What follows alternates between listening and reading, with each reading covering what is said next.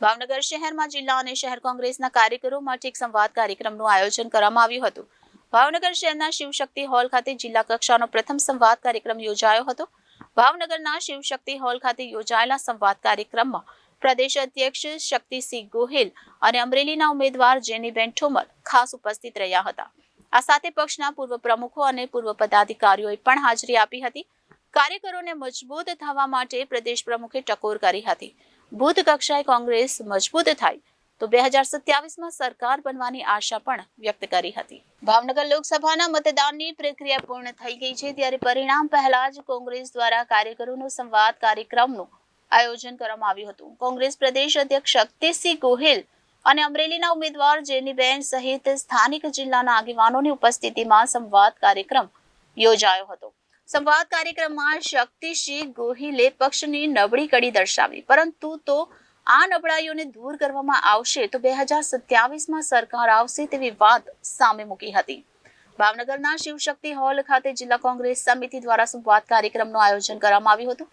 સ્થાનિક પૂર્વ નેતાઓ અને હાલના કોંગ્રેસ કમિટીના નેતાઓએ હાજરી આપી હતી. ચૂંટણી લડ્યા હોય તેવા નેતાઓ અને નવા કાર્યકરો સાથે સંવાદ કાર્યક્રમ યોજાયો હતો.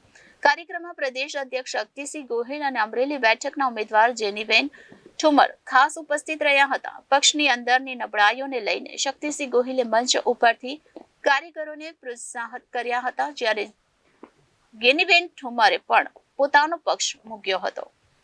સરસ્વતી કોપાયમાન થયા. કોંગ્રેસના કાર્યકરોના યોજાયેલા સંવાદ કાર્યક્રમમાં અમરેલી લોકસભા બેઠકના ઉમેદવાર જેનીબેન ઠુમરે મંચ ઉપરથી જણાવ્યું હતું કે લોકસભાની ચૂંટણી પૂર્ણ થઈ ગઈ છે, પરંતુ ચૂંટણીના 3 મહિના પહેલા તમને ટિકિટ આપવામાં આવે તે વિશે પૂછવામાં આવે તો પહેલા વિચારવું પડે છે, કારણ કે 100માંથી 99 જણ એવી વાત કરે છે કે આ વાતાવરણમાં ચૂંટણી લડવા જાઓ તો 26 ઉમેદવાર જરૂર હાંસીપાત્ર બને. આવી સ્થિતિ અને વાતાવરણ 3 મહિના પહેલા હતી. એવામાં અચાનક પુરુષોત્તમભાઈના મુખે સરસ્વતી બેઠા હતા, પણ કોપાયમાન થઈ ગયા. જો કે ભાજપના નેતાઓના મુખે સરસ્વતી છે, પણ હવે તે કોપાયમાન થયા છે, એટલે વાતાવરણ બદલાયું. વડાપ્રધાને પણ જે રીતે વાતો કરી અને વાતાવરણ બદલાયું, એ લોકો ધ્યાનમાં લેશે કે નહીં, આ આપણા કોંગ્રેસના કાર્યકરોના મનમાં આશંકા છે. પરંતુ હું એવું માનતી નથી અને કદાચ લોકો પણ એવું માનતા નથી. શક્તિસિંહ ગોહિલે કહ્યું, મેં મારો સ્વાર્થ જતો કર્યો. કાર્યકરોના સંવાદના કાર્યક્રમમાં પ્રદેશ અધ્યક્ષ શક્તિસિંહ ગોહિલે મંચ ઉપરથી કહ્યું હતું કે આપણી ગુજરાત પાસેથી 26 બેઠકમાંથી ગુજરાતમાં કુલ 4 બેઠકો માંગવામાં આવી હતી.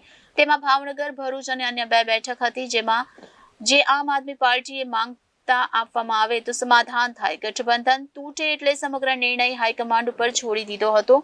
જો કે મને એમ થાય કે મારું ભાવનગર, મારો ગઢ અને મારો સિમ્બોલ મારી પાસે રહેવો જોઈએ. આમ છતાં નિસ્વાર્થ ભાવે હાઈકમાન્ડ ઉપર નિર્ણય છોડ્યો છે, પરંતુ પાછી વાત એવી આવે કે ચંડીગઢની બેઠક કોંગ્રેસને આપે અને દિલ્હીની 7માંથી 3 કોંગ્રેસને આપે અને ગુજરાતની 2 બેઠક આપને આપવામાં આવે તો સમાધાન થાય. ત્યારે મને એમ થયું કે ઇન્ડિયા ગઠબંધન તૂટે તેના કરતા નિસ્વાર્થ ભાવે ટિકિટ આપવી જોઈએ, કારણ કે આ મુઠ્ઠીભર લોકોને માલામાલ કરી રહ્યા છે અને દેશની પ્રજા પરેશાન છે, એટલે સ્વાર્થ જતો કર્યો હતો. કોંગ્રેસના સંવાદ કાર્યક્રમમાં પ્રદેશ અધ્યક્ષ શક્તિસિંહ ગોહિલે મંચ ઉપરથી જણાવ્યું કે ઈવીએમ મશીનમાં કોઈ ગડબડ કરી શકે તેમ નથી. જો આપણે જૂથમાં મજબૂત રહીએ તો બૂથ ઉપર ટ્રાયલ રન થાય છે. સવારે 7 વાગે મતદાન હોય તો 90 મિનિટ પહેલા, એટલે કે 5:30 કલાકે થાય, જેથી બધા પક્ષ આવે ત્યારબાદ પ્રિસાઇડિંગ ઓફિસર શરૂ કરે, પરંતુ તેઓ 15 મિનિટ રાહ જુએ છે, જેમાં 50-50 મત નાખીને ટ્રાયલ કરવામાં આવે છે. હવે એમાં 50 ભાજપને નાખી દે અને કોઈ રોકનાર ન હોય તો આપણો બૂથ એજન્ટ ત્યાં પહોંચતો જ નથી. આપણે બૂથ કાર્ય ઉપર મજબૂત નથી. આથી કોણ બેસવાનું છે, બેસનાર પાસે નિયમની ચોપડી કે જ્ઞાન છે? દરેક બૂથ ઉપર આ બધી બાબતો પર ધ્યાન દેવું પડશે. બૂથ ઉપર આપણે નબળા છીએ, મને બૂથ માટે મજબૂત કાર્યકર શોધી આપો. હું બૂથ ઉપર ટ્રેનિંગ આપીશ. હું દાવા સાથે કહું છું, મને તમે કાર્યકર શોધી આપો. 2027માં કોંગ્રેસની સરકાર હશે. આમ ભાવનગર શહેરમાં જિલ્લા અને શહેર કોંગ્રેસના કાર્યકરો માટે એક સંવાદ કાર્યક્રમનું આયોજન કરવામાં આવ્યું હતું, જેમાં ભાવનગર શહેરના શિવશક્તિ હોલ ખાતે જિલ્લા કક્ષાનો પ્રથમ સંવાદ કાર્યક્રમ યોજાયો. ભાવનગરના શિવશક્તિ હોલ ખાતે યોજાયેલા સંવાદ કાર્યક્રમમાં પ્રદેશ અધ્યક્ષ શક્તિસિંહ ગોહિલ અને અમરેલીના ઉમેદવાર જેનીબેન ઠુમર ખાસ ઉપસ્થિત રહ્યા હતા. આ સાથે પક્ષના પૂર્વ પ્રમુખ અને પૂર્વ પદાધિકારીઓએ પણ હાજરી આપી હતી. કાર્યકરોને મજબૂત થવા માટે પ્રદેશ પ્રમુખે ટકોર કરી હતી. બુથ કક્ષાએ કોંગ્રેસ મજબૂત થાય તો 2027માં સરકાર બનવાની આશા પણ વ્યક્ત કરી હતી. મતદાનની પહેલા કેમ તમે મીટિંગ રાખી? તો કે ભાઈ મતદાન પહેલા અમે તો ગઠબંધન અહીંયા હતું, ઇન્ડિયા ગઠબંધનમાં અહીંયા આપ લડતા હતા, અમે કોંગ્રેસ તો એને મદદ કરતા હતા. આપથી સૌ પહેલા તો હું કે આ બધા જે મારા કાર્યકરો, મારા પરિવારના ભાઈઓ, વડીલો, બહેનો અને યુવાનો, ખાસ આપ સૌનો હું મારા હૃદયપૂર્વક આભાર માનું છું કે પ્રમુખ સાહેબનું કહેવા માંગુ છું કે આ વખતે કોંગ્રેસે પ્રમુખ સાહેબ કોઈ પણ નિસ્વાર્થ ભાવે જે મને જે એમનાથી થતું હતું પોતાએ આપમેળે કર્યું. કારણ કે અહીંયા આપણા જે ઉમેદવાર હતા એ થોડાક કોઈ આર્થિક રીતે મોડા હોય, જે હોય, પણ કોઈ પણ જાતનો સ્વાર્થ કાંઈ રાખ્યા વગર આ તમામ ભાઈઓએ જે કામ કર્યું છે, જે એમનાથી થાય એ બદલ આપ સૌનો દિલ મારા હૃદયપૂર્વક આપ સૌનો પહેલા તો આભાર માનું છું કે મારી કોંગ્રેસના મારા પરિવારને કામ કર્યું.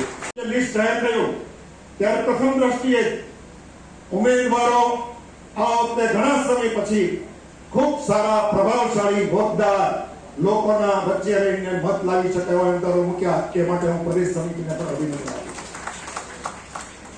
ભલે સુરતમાં ભારતીય જનતા પક્ષે જે કંઈ ગેમ ખેલી હોય છે, પરંતુ ગુજરાતની મોટા ભાગની બેઠકોમાં ભાજપના ઉમેદવારોનો પરસેવો છોડાવી દીધો એમ હું જાહેરમાં કહેવા માંગુ છું.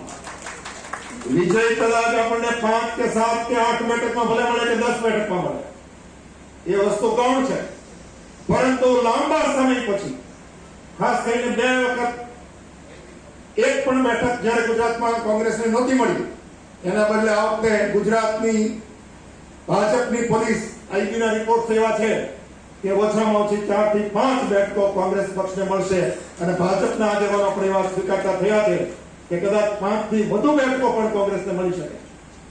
અહીંયા આપણી વચ્ચે એક ઉમેદવાર બેઠા છે, જેનીબેન હાઈલી એજ્યુકેટેડ છે. She is highly educated.